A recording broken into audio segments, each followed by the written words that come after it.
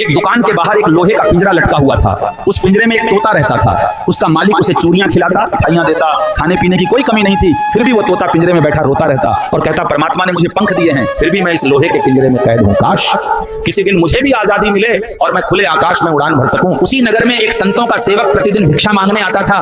वो नगर नगर घूमकर संतों के लिए भिक्षा इकट्ठी करता है और फिर जाकर उन्हें भोजन कराता है।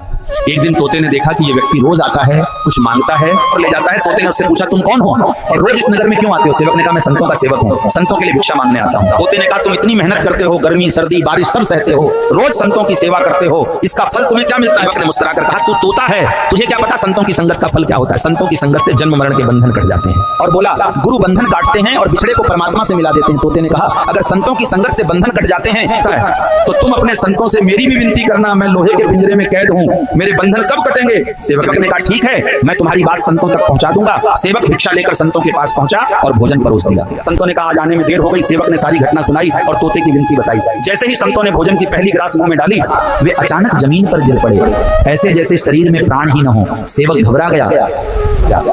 कुछ देर बाद संत उठे और फिर सामान्य रूप से भोजन करने लगे। सेवक ने राहत की सांस ली। अगले दिन जब सेवक फिर नगर गया, तोते ने दूर से आवाज दी, संतों के प्यारे, मेरी विनती का क्या हुआ? सेवक ने कहा, मैंने जैसे ही तेरी बात संतों से कही, वे पहली ग्रास खाते ही गिर पड़े। ये सुनते ही तोता भी पिंजरे में गिर पड़ा, बिल्कुल निर्जीव। दुकानदार दौड़ के आया, पिंजरा हिलाया, तोता नहीं हिला।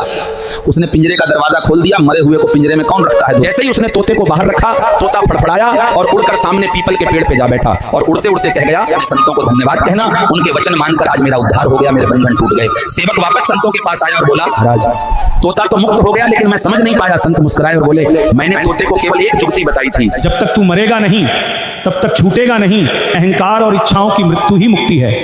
फिर संत बोले, इसी प्रकार जो मनुष्य संतों के वचनों को अपने जीवन में उतारकर अपनी इच्छाओं से मुक्त हो जाता है, वही सच्चा सुख प्राप्त करता है। संतों के वचन कमाओ, कीर्तन करो, प्रभु का नाम सिमरो, उसी क्षण बंधन टूट जाते हैं।